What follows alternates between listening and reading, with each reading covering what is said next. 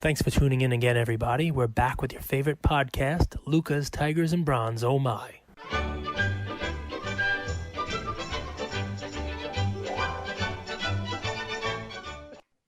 What is up, Luka Nation? We're back. It's Friday afternoon, and we're doing our weekly Q&A with Kate. And ideally, and we're going to be doing these consecutively week after week after week on Fridays. So if you didn't have a question this week, don't even worry about it. We'll have a new episode for you guys next week.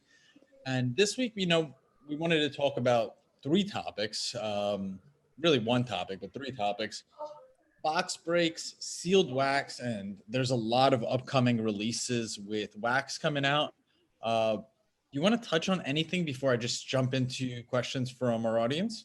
Yeah, I mean, listen, fun day today, right? I mean, November 6th, we got Update Baseball out released today. We have, it was an interesting week for releases anyway. We had this Dunris Clear Basketball, so a cool Zion auto get pulled last night. We have the in addition to baseball update, we got a basketball. This is the first, I guess you can call it the first 2021 basketball product. It's draft. It was a huge product last year with Zion and Ja when they came out. And obviously the prices didn't stay up as high, but some of those, Zion draft cards, the autos, you name it, they were selling for a lot of money. Today that's supposed to come out as well. You get your first glimpse of on card for, Mr. Ball and some of the other draft class. I mean, if nothing else, those things will start hitting eBay and you'll be able to see, whether or not there are people in the draft class who folks are going to try to collect. Because we've heard it's a historically, a weaker draft class compared to last year and the year before. So it'll be interesting to see what kind of selling power these guys have in their first release. Already, I can tell you, Panini today, the website had the boxes available for sale. They didn't sell out. I mean, and just by comparison, I know it's release day, but, the WNBA Prism release is sold out on there, so, it's an interesting, little tidbit that this product didn't sell out immediately. So we'll see. Not only that, I mean, the WNBA Prism, it does seem like there's some demand there. So it's going to be interesting to see how that shapes up. First question from Ethan P. King. Are you buying Topps Update? Why and why not? So I am buying some Topps Update, but I am not going to be breaking a ton of it. That could change if after I buy it. It is something that grows on me. Topps Update, I mean, this question, I don't know if we're going to have more Topps Update questions, and I'll answer them as they come in, but maybe I can spend a couple of minutes on the Topps Update and why it's different this year than in any other year. I mean, why would 2020 be, normal in any regard, right? But Topps Update, normally it is a product that has rookie cards in it for people who played during the season. And they could have done that this year, but they didn't. Players like Joe Adell, who came up during the year, who have Bowman cards and do not have a Topps with a rookie shield in it. That's the RC that you find on these cards. Topps did not put those cards in here. They're all rookie cards. One of the cool ones that I saw was Randy Arozarena, who everybody knows if you listen to this podcast. I'm in love with that guy. He has a rookie from earlier this year, but it's in a Cardinals uniform, and this update has him in a Tampa Bay Rays uniform. So, if you're interested in that, getting him in the right uniform, then the update is the one to go after. We've seen that with players before. We've talked about Yohan Moncada being in a White Sox uniform in update in 2017 when he previously was in a White Sox versus Red Sox. He previously was in the Red Sox one. It's that type of thing. But where they missed was, usually update has a rookie in it. It's where you found the Soto card in 2018. It's update usually has those, those cards of folks. It doesn't have an updated version of any of the big rookies, except for Arozarena. And it does one crazy thing, though, and I'm curious to see how this plays out. Players like Adele and Baum and some other, folks who either came up this year or had not come up this year, and the big name is Wander Franco from Tampa Bay. They have a prospect set. And we talked about this in one of our prior episodes. It actually says on there prospect on the card, and it's a different version. It doesn't say RC. It's not a Topps card. It's not in their main uniform. They didn't even Photoshop in like a Rays team for Wander. It's still in a minor league uniform. So it does look like a prospect card, sort of like your Bowman card looks like. But it is the first Topps release for those guys. So it's something that's never happened before.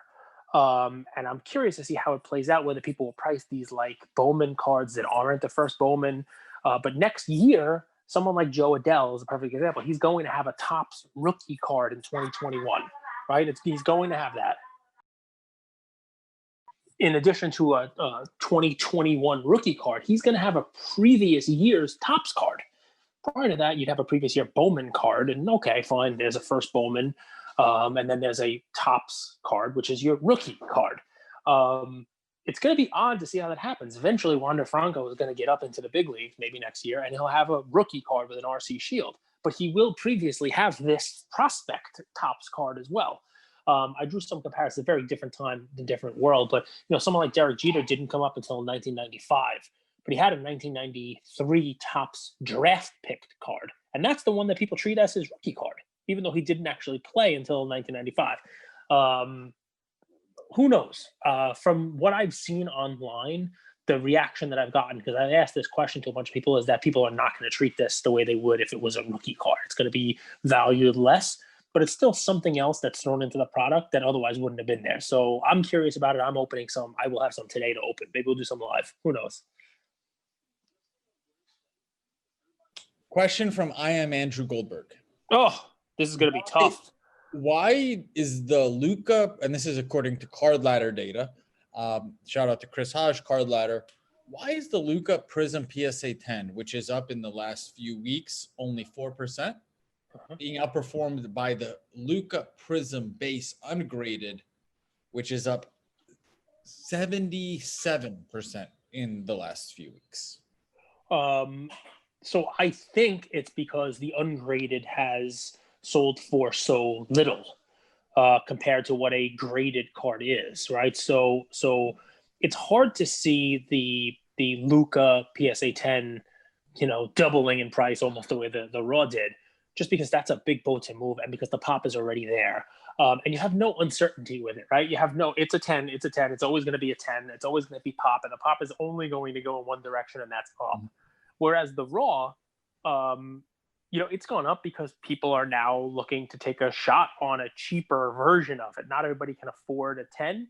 And I will submit to you that in today's game, the way that it's played, not the game of basketball, the game of cards, people would pay more for a base card than an 8, definitely, an ungraded Raw base card than an 8, definitely. And in some instances, I've seen people paying more than 9s because of the chance to get a 10, right? That off chance to possibly get a 10.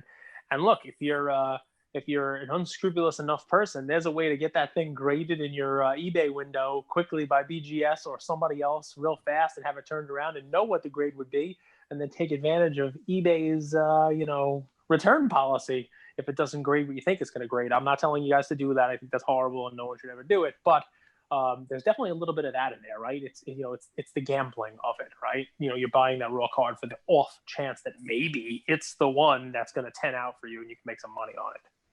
4112 Sports Cards asks, what's your favorite product you've ever ripped? So I'll answer this in various ways, right? So, and I'll probably have 3 answers for you if that's all right, because that's a great question because I've been ripping cards forever. I loved ripping basketball in the early 90s as a young kid. Basketball products were awesome, and I loved ripping the 1993 finest basketball product, which is crazy because it's not like heavy rookies. It was a Shaq's second year, so people had just gotten back into it, sort of like last year of basketball, where Luka and Trey were huge, Zion came, and you had 2 years worth of good rookies. That product had a second year of Shaq. It had a second year of Alonzo Mourning. Christian Laettner was huge at the time, and it had also rookie class of Penny Hardaway and Chris Webber. Jordan was in it. So it was a cool thing, but it came on this was the first like shiny deal. It was refractors. It's so close and so similar to like Prism now, where everybody's crazy about these colors and the shinies and the silvers and the rookie class for the last couple of years. that product to me, it was so different. It was a super premium product. It was just the card looked different than anything else that was out there. It was this chrome looking thing before there was chrome. It was this shiny refractor before there were refractors in silver. And it was what made it fun was baseball had come out right before it. So the first finest product with refractors went out was baseball. But I was a kid, and those packs immediately shot up to like $30-$40 a pack for a card, which I guess today doesn't sound like that much. But we're talking, almost 30 years ago, and I'm a kid. I mean, I didn't have that kind of money to spend on stuff. But when basketball came out, it still had the same sort of like uber premium look, and it was like the basketball version of Baseball Finest, but it didn't have the same price. It was still expensive, but it wasn't 30, 40, $50 a pack like the baseball ones were. And also the refractors were a little more plentiful in basketball, which made it a little more fun. So that's an old-timey product that I enjoyed opening. My second go-round in this is going to be, no one has probably even heard of this, but in 2011, Leaf, the current Leaf, Brian Gray's Leaf, came back into the UFC hobby with their second release of UFC cards. They had a Leaf Metal on-card autograph where there were no filler packs, nothing in it. It was just autograph cards. So it was, not a lot of releases had done this. Now you see it all the time. It's almost sort of like National Treasures, or those, you get one pack of 8 cards like Choice, and all 8 cards are hits basically. It was only hits. It was like, I think it was 8 or 10 autographed already in top loaders in a box. You pull the box open and at the back it had like the best cards in it. And it had a cool rookie class at the time. It was, Rory McDonald was huge at the time. He was supposed to be, the next big thing coming up. Gilbert Melendez. They had just merged, Strike Force into the UFC. And it was just a really cool release. It was something that was I think they made 150 cases of it, and I personally opened like 38 of the 150 cases. It was just a real clean product. If you look at it, it's so cheap now. Also, they made like this international release with a thing called National Pride, which, there are cards that copy it today, but that was the first one, and it's really cool. Take a look at like a John Jones Leaf National Pride with the flag background, and the Leaf Metal one is really cool because it's shiny and chrome. That product really got me back into UFC cards and into the hobby and flipping and selling on eBay, and it goes along with the Cage Lawyer name. Now modern, what's the product that I love opening the most now? My time into it. This is probably also going to surprise you. I love opening Revolution with Ian because at the price point that it's at, $100, $150, $200, like a Chinese New Year product. Right, maybe we don't get an auto in every pack. We have gotten really lucky with some autos on it, but there's a nice hit in every pack. We're still able to go hunting for Giannis, and still able to go hunting for Luka rookies and Trey rookies, and in the past year Zion and Ja, and pull them, and he's able to get them in boxes that you can't even buy a Prism pack basically for the cost of those boxes. They're shiny cards. It still gives the same kind of hit, and we're able to open them without really breaking the bank on a Prism box. I don't know if that's what you were going for, as far as like, my favorite breaks of all time. I've never opened a National Treasures box or anything, crazy like that wax wise. I'm a gambler, but I can't see myself gambling like that. So maybe one day. Drake's _sports_PC asks, how do you accurately price a card you want to sell when there are no recent sold comps? Example, the last sold comp was 2 months ago, and the only data you have to go by is eBay bin or best offer active listing. It's a great question.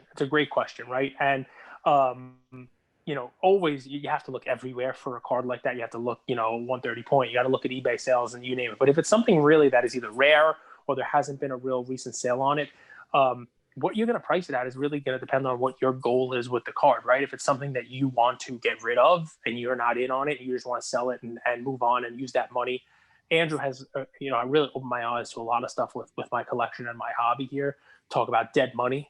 We will go into that a little bit if you like, but there are cards that I own that are expensive cards, but they haven't really moved in a while. And Andrew will always tell me, this is a card where it's kind of like dead money. Maybe it goes up in the next year or two, but how much is it really going to go up? And wouldn't you be better off having that cash now to, put into a different asset, a different card, something else that has the ability to make more money than that current card. If you're in that type of a mindset, right, where you're thinking, all right, well, I want to get out of this so that I can free up the capital for something else. You look at what the buy it now prices are on eBay, and you're gonna have to price it for less than that. Clearly, you're gonna have to take a percent off of that and go from there. The other thing you can do is there are always comparable cards, right? Either the same type of card for a similar level player and see what it's selling for, right? So take a look at, let's just use an example, right? Let's just say that this is a rare Trey card that's not out there, right? Right. So look at what the multiples between Trey and Luka are on other cards, the silvers or numbered, 199s, 299s, reds and blues, and say right now Trey and Luka are selling for a 2-to-1 ratio. All right, so see whether or not there was a recent sale of the Luka, and your Trey should be priced at half that. There are other ways of doing it. So that's look for a comparable person. Look for also a comparable card. If you have let's call it yours is a prism. There aren't any recent prism sales, but there are recent optic sales. Look for a multiple of another player, and let's just say Luka optic sells for 2/3 of what a Luka prism sells for. So do the same type of thing with your Trey prism versus optic. So you're selling a Trey optic and it sells for 2/3 of the prism, then now you know how to do it. There's always ways to kind of back into it, even though it's not, precise, it's not going to be exact, not an exact science. There's always ways to use, comparable stats out there to kind of get a good rule of thumb for what you should sell a car for. It's a great question, though. Jordan Ferrone asks, and guys, we haven't made an official announcement, but Jordan's been helping us with our content, clipping our content, creating graphics and videos, and we're really thankful to you, Jordan. Jordan reached out to us. He said, I vibe with what you guys do, and I want to help any way I can. And we're just really, really thankful and grateful to have you on the team, Jordan. So welcome. And Jordan's question is, with the Masters coming back to Augusta next week. Wow, I didn't even realize. What opportunities with golf, if any, are you seeing in the hobby? Yeah, I mean, I've actually seen people start to ask for Tiger Woods cards, which is just, it's funny, right? And he may not perform well there or anywhere else for the rest of the year, you name it. But what I take from people actually focusing on the Masters is, people pay attention to golf. People pay attention to sports that are coming back. People pay attention to it. I look at the odds. Golf for me, it's one of those areas where I'm not investing in that sport, but I could be wrong. I'm not right all the time. But if I were to invest in golf cards, there would be a really short list of people I would invest in. And I wouldn't base it on the Masters coming up in a week. It's great that it's there because it's back in people's minds. And when people think the Masters, they think recent success of Tiger Woods. They think of golf cards. To me, Tiger Woods is literally like the only person whose golf card that I would ever buy. Right. So is the opportunity there? Sure. His cards, they came back late last year, early this year, started flying at a time where he was coming back and playing well, and he hasn't really done much this year. He seems to surprise people, and this is the Masters where he often does that. I don't think that the Masters tournament coming up has any real impact on the day-to-day golf card market, because if there are people out there buying like Schauffele cards or whoever might be the favorite in this, Johnson or whatever it is, I don't know of them, and it's that niche of a market. But having the Masters being played, having it come back, knowing that golf is going to continue to be played in some form or another, and Tiger Woods is going to continue to play and continue his assault on the record books. If I'm buying golf cards, that's the only person I'm going to buy.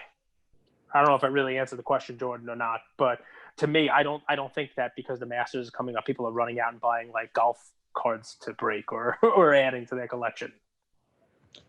Yam asks, famously, if an NBA writer rags on the Blazers, their fans come out in droves with their knives out. They're there to protect their team. Yep. In the hobby, what's the equivalent? Is it soccer card fans? Is it Trey fans? Who do you see as that type? LeBron fans. LeBron is one of those real real. When you had a phrase for them, right? You called them like LeBron's tanners or something, LeBronzers. That's exactly right. Bronze sexuals. Do you need me to repeat I that? lost you there. What did you say? I said bronze sexuals. And I don't call them that. The internet Yeah. calls them that. That's what it was. Yes, that is 100% what it is. Anyway, they come out of the woodwork, right? But he is a polarizing figure. There's the goat, there's the no goat, right? There's the people who think he's the goat, and the people who think he's not the goat. And also, you got a lot of people who are defenders of him because they have a lot of money in them. I mean, there are people who are spending a lot of money on LeBron James cards right now. And I remember commenting that the LeBron James BGS 9.5 refractor had kind of gotten ahead of itself price wise. And I remember getting smacked for it. No way. That card is great. He's the best. He's a GOAT. That card's only going to go up. So second to that is soccer guys. The people who really believe in soccer and soccer cards are the guys who really watch soccer. And they will shout it from the rooftops how it's a global sport, how it's got reach, how it's growing. I think you made a comment the other day about how soccer has been growing for the last 20 years, like since the 92 World Cup, I think you said. And it's funny, right? Because it's true. I mean, soccer is that sport. I compare it to companies that are going paperless. They never really seem to get paperless. They just seem to always be going paperless, right? That's soccer growing. But a close third, and maybe soon to pass soccer, are Pokemon fans in the hobby, right? If I hear Charizard can't tear his ACL one more time, I'm going to tear my own ACL because it's pissing me off that much. It's just, I mean, I get it, guys. Look, nobody is bubble proof. And we've seen that this year. Whether you're talking about your Project 2020 cards selling for thousands of dollars, whether you're talking about your Prism-based cards, your baseball, basketball, your vintage basketball to your football cards, everything that has gone up has pulled back. Now, I'm not saying it's going to crash. I'm not saying, but everything has gone up. But the Pokemon guys, forget about it. They have an answer for everything. How it's, it's money, it's this, that remains to be seen. What happens with Pokemon cards. And I have plenty invested in it myself, but what I've noticed is that Pokemon army comes out in full force with their talking points as well. So those are a couple of examples. It's a great question, yeah. Oliver asks, question on population. We all know low pop is good, but could it also mean demand for that card is minimal in the future? Or does that rarity carry a premium as long as the player's cards are still sought after? Also a good question. I love our audience. So is it Oliver? So we're talking about cards that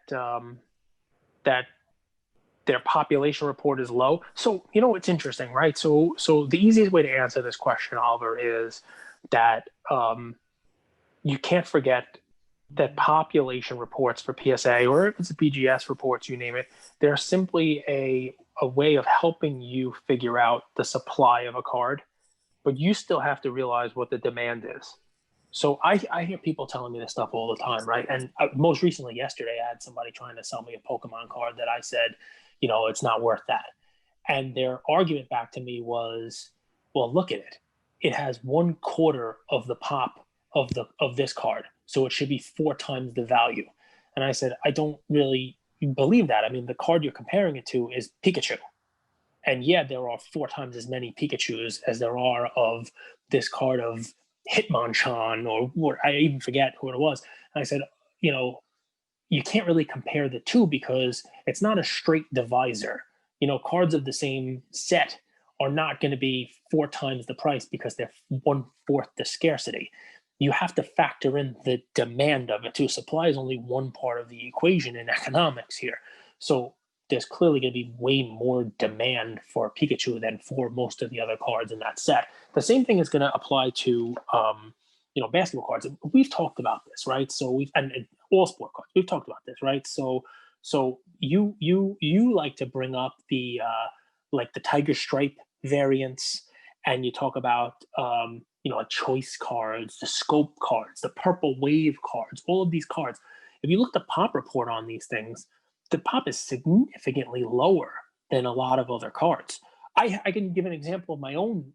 I sold a 2018 Josh Allen parallel. I forget which one it was, like a neon parallel PSA 10, and I sold a Josh Allen base PSA 10. And the base had like quadruple the population, but it sold for twice as much as the parallel did. Red, white, and blues are another example, right? They sell for less than what the base card sells for. It's just the demand is not there for them. Certain parallels, certain cards, even though they are rarer, they have less of an actual demand. You have less people seeking them out to buy them.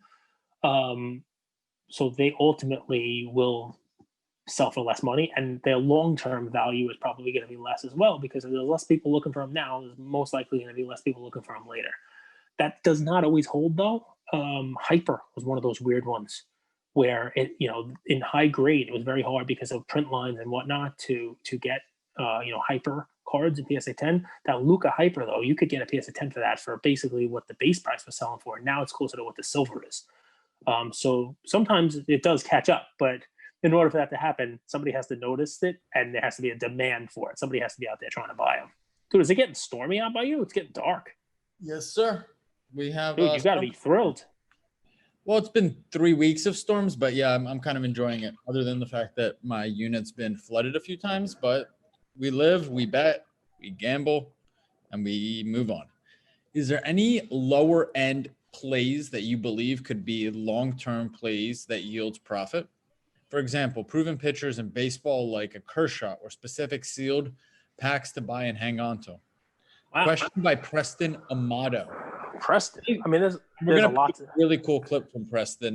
He did a mashup of Randy Arozarena, which was one of Cage's plays a few weeks ago before the World Series started, and his world record-setting 10 home runs in the postseason, which is just unheard of. Guy was mashing. Thank you for putting that together, Preston. That was fire. And I'll read the question again. Are there any lower-end cards or plays that you believe could be long-term plays? For example, proven pitchers like Kershaw, or specific sealed packs to buy and hold on to long-term. Yeah, long-term. One man's long-term is another man's short-term. But we brought a play earlier on. I think the position players, like your pitchers, that is one of those areas where you could see the hobby change in the long term. And I'll give an example of this, right? So my first iteration of collecting in the 90s with football, running backs, Barry Sanders, Emmitt Smith, people wanted them. Marshall Faulk, you would like to bring him up. Those were the top cards that people were looking for. Now, quarterbacks always sold. Dan Marino, John Elway, Joe Montana. When Drew Bledsoe was a rookie, he was huge back then too. They always sold. But the top guy was Emmitt Smith. Barry Sanders was a close second. You don't have that now. You don't. That's not the way the market is trending. Same thing, pitchers. Roger Clemens was a huge card. You go back to the '84 Fleer update set. Puckett was in it, but everybody wanted the Clemens. People wanted the Gooden card. Dwight Gooden was a stud rookie and young player. But for some reason, right now the pitcher is not all of the rage. So I think you might be onto something with not just pitchers but the position players as well. Someone like a Kershaw. Someone like, Kershaw is going to wind up going down a clear-cut Hall of Famer, but there are other ones out there like him who you could probably throw into the same mix. Randy Johnson cards, the problem I would have with them is they're in junk wax era. But yeah, like Greg Maddux, his cards, his 87 glossies, the traded the Tiffany's, those are underpriced, and those could, be in for a switch if in 15 years people are looking at pitchers instead of just home run hitters if the game changes. Same thing with football. We talk about like the Barry Sanders 89 score the other day. Emmitt Smith rookie cards. Even more recent, Randy Moss, guys like that. Wide receivers and running backs or position players who are finding more value because of their their fantasy value now. They could be something that if the pendulum swings away from just quarterbacks in 10 years, those could be nice pickups. Yeah, so I believe it or not, I think you had one of the better answers to your own question with your hypothetical, which is Kershaw, but it swings to just where to look. quarterback should not be 4 times the price of the best wide receiver in the league. I mean, people before he got injured and had this weird year, Michael Thomas was a nice play. And you started to see him actually go up. So you started to see some momentum in those position players. And that might be, an avenue to look for a 10-year hold. Who knows what the market's going to look like in 10 years. Sealed wax. I've been looking into this myself, guys. UFC. You can buy sealed wax at UFC pretty cheap. And, it's just an area that, I think the sport's growing. Every argument you can make about soccer, you can make for that. Same thing with wrestling. If you were able to find sealed wax of the golden era of wrestling cards, they're not that expensive. And, those might be two areas where, demand will pick up on and people will be looking for those wax. Those are things that the wax weren't produced in such high quantities to begin with. So they already have some scarcity to them because they just weren't printed the same way that the major sports were. So over the next 5 years, this is another Drake Sports question. I really like this one as well. Over the next 5 years, will the gap in pricing continue to widen between the base rookie cards versus the numbered short print RCs and inserts of that same card? Yes, 100%. And the best way that I can explain this is the base cards are, to me, the same way that fantasy is.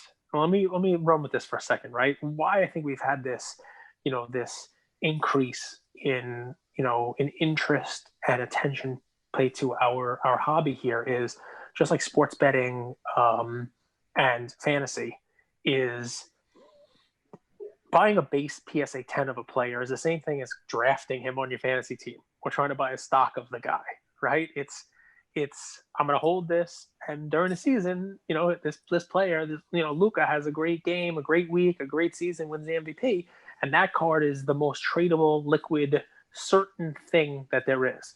One of the things Andrew has taught me about is certainty versus uncertainty, right? The levels of certainty in what we do. Those rarer cards, they have the ability to, if you have the right one of the right guy, they have the ability to go really high, become real valuable in time. You see it already with like the Giannis logo man that's sold and the high end, LeBron autos and gear autos that are being sold. Whereas, the base cards are not doing that. They have the ability to do that, but they're also uncertain. The base cards provide you some certainty, some day-to-day certainty because of the liquidity, because of the amount of them that are being sold. You don't know what some of those RPAs, some of those high-end things are going to sell for because they're not sold every day, every week, or every month. So I think there's room for both. But yes, I think that the limited number cards, the limited RPAs of these guys, ultimately for the ones that are the all-time greats, for the ones who win the MVPs, they're going to far outpace what a base rookie or a silver PSA 10 is going to do for a player. I love it. Two last. Did I do a decent enough job with the certainty uncertainty thing? Because that was your bag, man. Absolutely, man. Two final questions, okay? Yep. When can we get some Lucas, Tigers, and Bronze swag? Huh. Well, listen, I'd love it, man. That'd be great walking through the National, see somebody with the Lucas Hagen Brown shirt or a hat or something like that. But you guys got to give us a little bit of time. We love all the support we're getting. We love all the love we're getting. But, we're still, we haven't even been at this for 4 months. The listener count continues to go up every single day. We're closing down our first group sub, but there'll be another one next month. So if you haven't, sent us cards yet, don't worry about it. Send them on in. We'll add them to our next month's sub, and we'll get you going on that one. Hit us up if you have questions on what we're subbing and how it works and whatnot. But if you're asking me whether or not that's something I see on the horizon, 100%. But it's Andrew's bag, man. What he says goes. So what do you think, man? Tell me. You think we can get some shirts, some hats, some some swag? What do you think? You excited for that? My favorite show in maybe the last 15 years, I've had like top 3. This is a top 3. HBO canceled it too, which was kind of disappointing. But it's called How to Make It in America. It's about two guys living in New York City trying to hustle their way to a clothing brand. And if we do get shirts, it's going to be on 50-50 cotton, like in the show, because it's fly. Last question, my favorite one. If Trump and Biden were Pokemon cards, which would they be and why? Wow. This I'm gonna have to think about this one. This is a tough one. So if Trump and Biden were Pokemon cards, which would they be and why? Did somebody actually ask that? Who asked that? We got to give credit to who asked that. Is that your question or is that a listener? Wow, that is a welcome member to the Luka Nation content team. That's a really good question, and I want to come up with like a funny answer of how to do this, right? Like a mimic you know, like somebody who's able to like, you know, fake the ballots, fake the vote, but I'm not gonna go there. I want to go there with these guys. I'm trying to think what the best way to do it is. I mean, I'm guessing, you know, just for, you know, for the sake of what we've seen this week, I'm gonna give Trump Charizard, you know, the red. I'm gonna give you know, Blastoise. I'm gonna give for Biden, just because I mean they're two powerhouses, and you know we know what happens when the two of them face off against one another. You know, go ahead. Is the logic that water always beats fire? The logic is that if you want to put out a fire, you got to use water. It doesn't hurt to have water cannons strapped to your shell, but yeah, water takes out fire. That is the logic there. That's right. And water cannons strapped to the shell of all of your workers as well. Volunteers. Listen, well, we're in for a ride, man. This is not going to get decided anytime soon. So, you know, we're in for a ride on that election. And what's cool about it is, you know, we're going to have some sports to hold us over. We got the NFL. You called it. You nailed it, man. You said Green Bay, that this was a week to not bet on San Francisco. You called it with Green Bay. You know, they, you know, the over came in like 3 seconds left. Did you notice that? I fell asleep last night at 8:45 p.m. What? Yeah, I can't stay up for those games sometimes. That's late. And, you know, I go to bed at 9 p.m. I got a question for you, because as I'm doing this, I got the jump on in the background here, and I'm just, you know, I'm watching. They keep showing Chris Paul in a different jersey. And I'm like, he got traded? And I'm like a dog. Like, what? And it's not. They're doing a hypothetical trade. Right now, they're actually up to CP3's potential trade fit with the Sixers. They had him in a Knicks jersey, a Sixers jersey, had him in a Bucks jersey, had him all. Where do you think he ends up? I'm not convinced he's going anywhere. Why would he go somewhere? You think he's a hard guy to trade with his contract anyway. But they're doing a whole half hour on where he fits, and you know what he fits in the Bucks. He would do really well on the Bucks. There's an upgrade over Bledsoe. They spend more time on who with Bledsoe they'd have to put into that trade to make that work. It's going to be interesting. I think as the season starts up, they just announced it's going to start December 22nd. This is what I project. I think the first 2, 3, 4 days are going to be really hype games with the stars, the superstars playing. And I think through the new year, the stars are going to take some games off. I think they're not happy coming back December 22nd because there's not enough rest and recovery, but they know they make so much money on the Christmas games that they have to come back for those. So I imagine they're going to go all out on those Christmas games, and then you're going to see a little bit of a lag. The first month they might not be playing as much time because you got to remember, dude, that's a really quick turnaround. Their body hasn't really recovered or healed, and 82 games plus 20, 30 games in the playoffs doesn't seem like a lot to us as we're sitting on the couch and we're like, why don't NBA players get up for games? Well, college plays 30 to 40 games a season. NBA plays 120 sometimes, 100. So like that's 2.5 to 3 times the season. I'm really interested to see what's going to happen with the card market, right? Because I think there's going to be a little bit of a buildup of hype, and I wonder if there's a sell-off actually when the season starts. I don't know. I'm just kind of spitballing here. Yeah, well, I mean, listen, there usually was in prior basketball seasons that November to January time actually was a lull in basketball because people were prepping for Christmas, people were spending money on other things, for holidays, you name it. And, you know, but it's funny because people compare it to prior seasons. We've not had the hobby is so different this year than it's been in any year before. It's very hard to look at years in past for a comparison. Also, I think they're talking about a 72-game season, not like that's much better. I think talking about a 72-game season now. And also, I think you're right. I think you see a lot more of what Kawhi likes to call load management, right? But there are a ton of teams with players who haven't played since March. I would imagine that half the league is ready to get out there. Now, they were the worst teams in the league, too, but that's the point. The young teams. Most of those teams are the young teams. So, I think Charlotte is going to be in a really good position. I think Atlanta is in a really good position. The reason I say that is you can jump out to a 10-2 record, a 14-5 record. And it's going to be really hard to make up that ground, What's going to be driving the Lakers to win games? They know they're going to make exactly. It's interesting. That's a very good point. It's a very good point. Clippers, they're going to come all out and blitz the NBA. Like the years that the Warriors came out, they were on a mission. They had something to prove. They were ready to blitz the NBA. Here, I think some teams are still going to be in kind of recovery mode. I really believe that. You think the one to really look at? You think the Warriors have something to prove this year? You think they'd come out and just try to win all 72 games this year? Yep.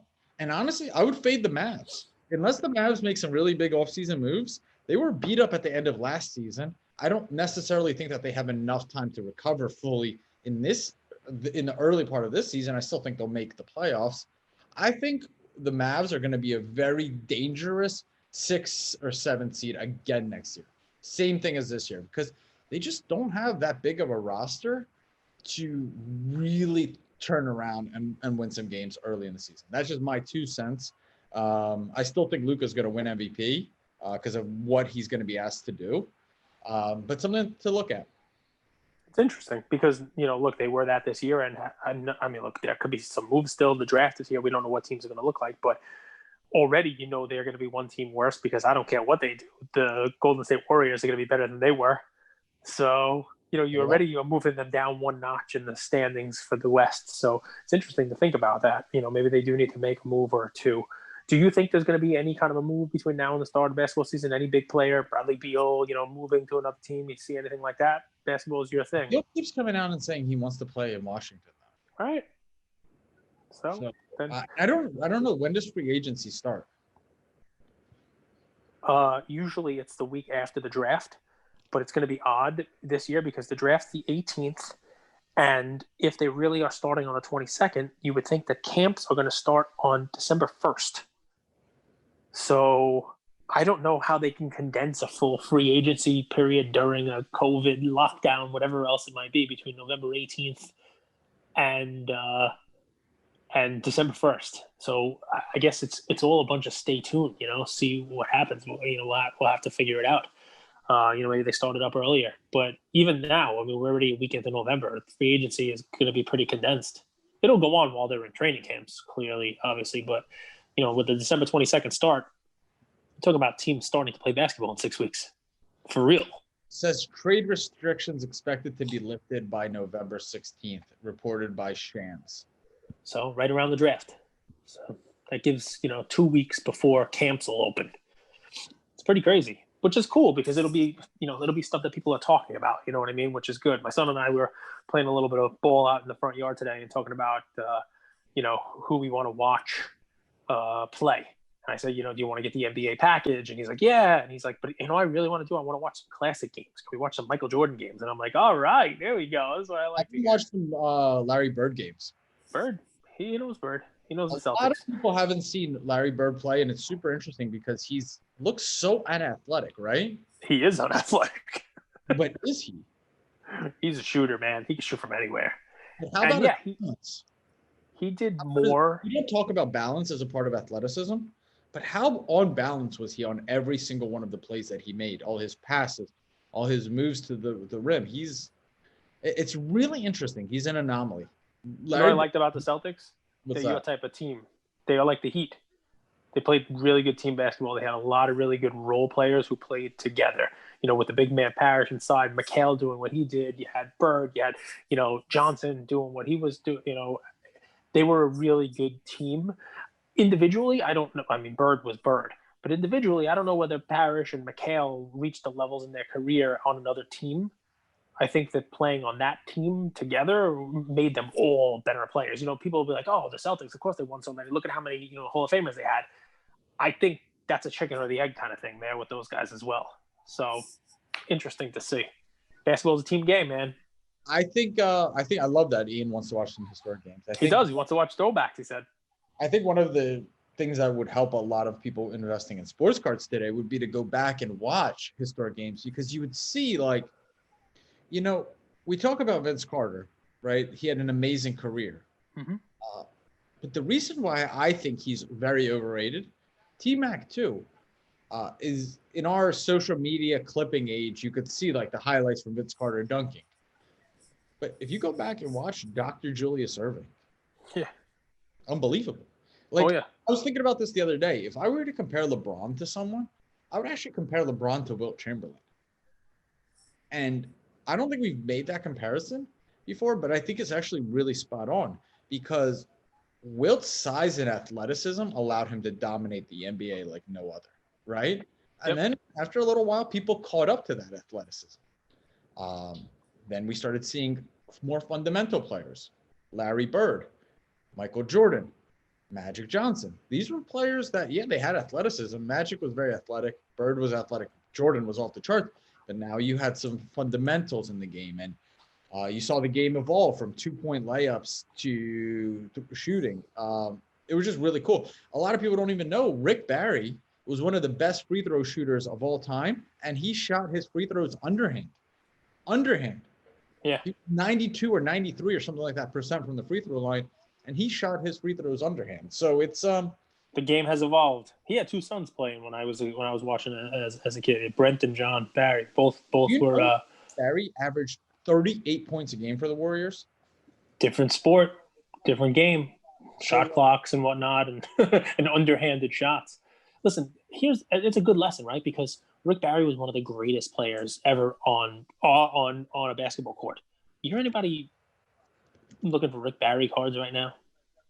No. I mean, the vintage craze is interesting, right? And I mean, it's a great point you're trying to make. It's funny because, Ian asked me that the other day. Well, maybe we can, you can put an exclamation point down on it if you like, but it's perfect for a question and answer episode. It's a question from Ian. He says, what do I think of it? I forget who he was asking about. Whether it was Tyler Hero or whether it was, one of the athletic guys who was Vince Carter. Like you're talking about who we were talking, and I mentioned to him a name. And guys, if you don't know who this is, take a look. Pull up some YouTube videos of him.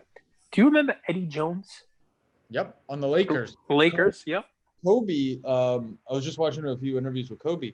What made Kobe was such a student in the game, but he was talking about Eddie Jones and how he went to Eddie Jones as a rookie to work on his defense. Eddie Jones, he would ask him, how does he fight over the screens so well?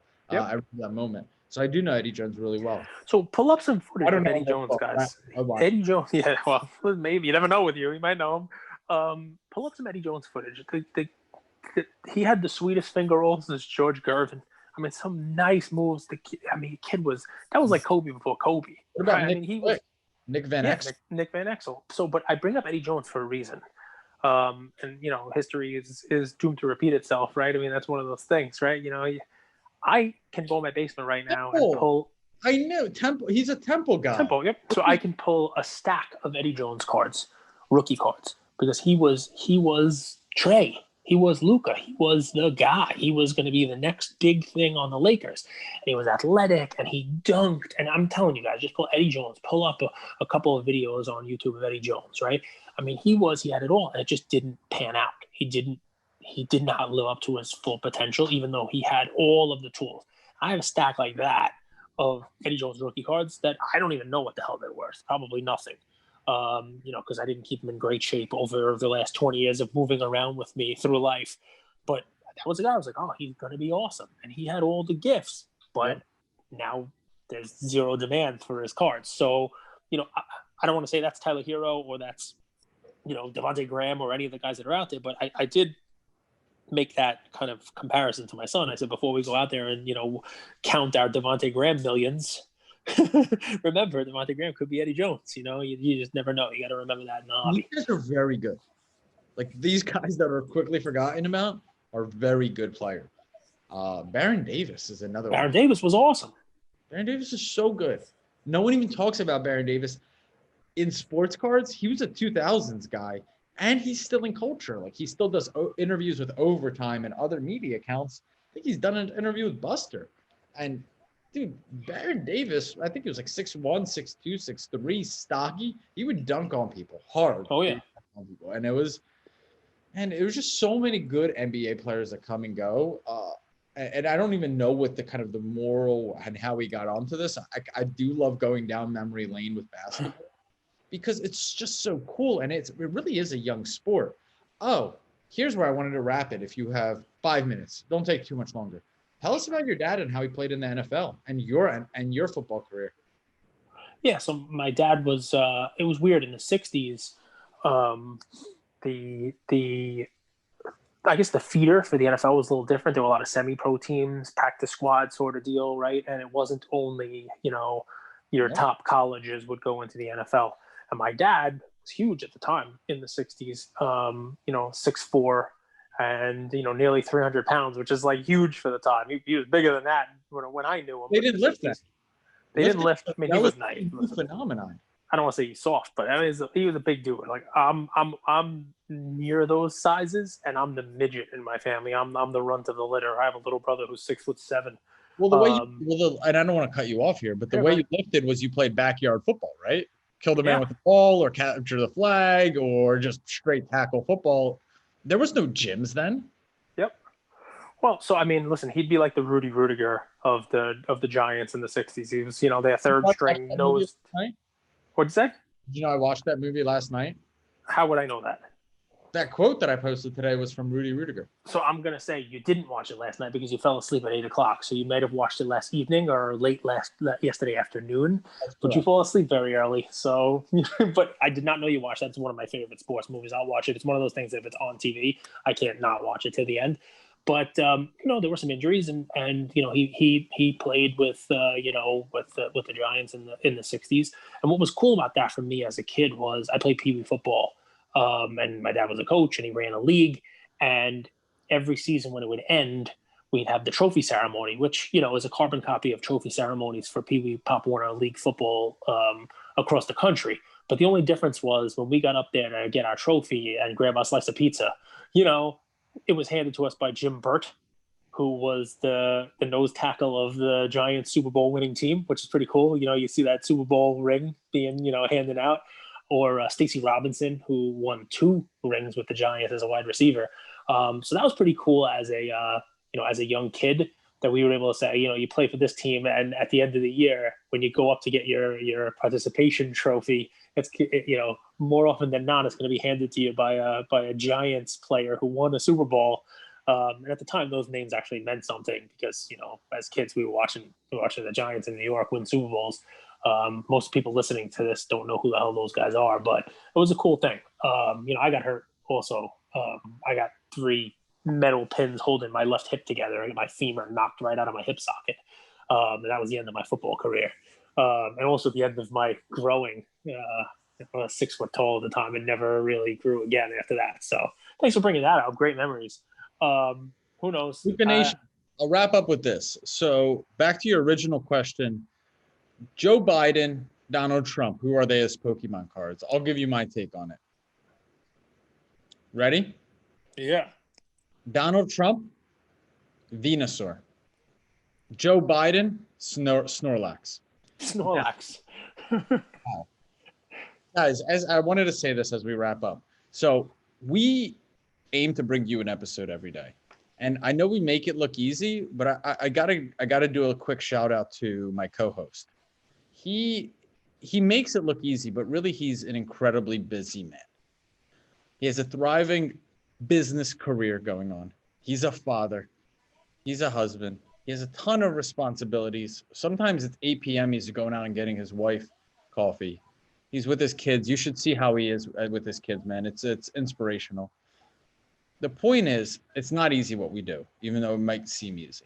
And it's a true testament to the commitment and how good of a person my co-host is.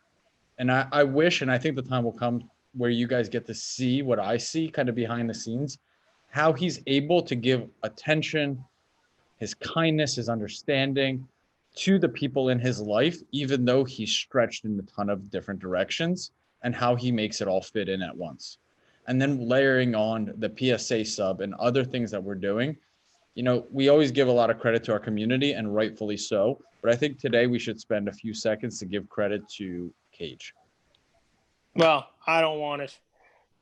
But I appreciate it. So if I'm allowed to, but I like yours. You could rebuttal tomorrow. No rebuttal. Joe Biden is Team Rocket. Now that you gave me a chance to think about it. It is Team Rocket. But I like your Snorlax, man. That was a good one. I really wish I would have thought of that. I like it. Listen, so let me have the closing statement. That's your closing statement. No, because I went about it entirely the wrong way because I put up my reel of red and blue. Snorlax, man. Well done. I like it. I like it a lot. Snorlax. Love it. Sleepy Joe. Love you, Luka Nation. We'll see you tomorrow. Thanks, everybody. Thanks for your questions, man. We don't have an episode like this if you don't ask them. So thank you. Thank you for spending some time with us on another episode of the Lukas, Tigers, and Bronze Oh My podcast. Do us a favor and like, subscribe. You know what? Don't just like and subscribe. Everybody does that. If you like us, tell your friends, tell your neighbors, tell your enemies, tell everybody. And we hope you got something from spending some time with us today, and we'll see you next time. Thank you.